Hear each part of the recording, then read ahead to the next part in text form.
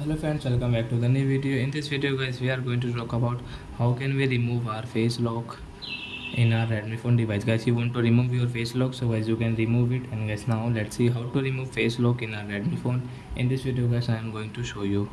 So before starting video friends, I want to tell you if you need my channel, so guys first of all go and subscribe my channel, click the bell icon and like my video. So friends, now let's start video how to remove face lock. First of all, open your phone setting friends, then guys scroll it. Guys, you can see your password and security. Tap here. Guys, click on face lock setting. So guys, draw your pattern.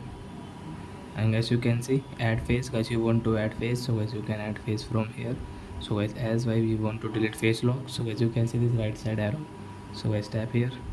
Guys, delete face data. Tap here and okay. So guys, your face lock will delete in your Redmi phone. Then guys, you cannot use your face lock.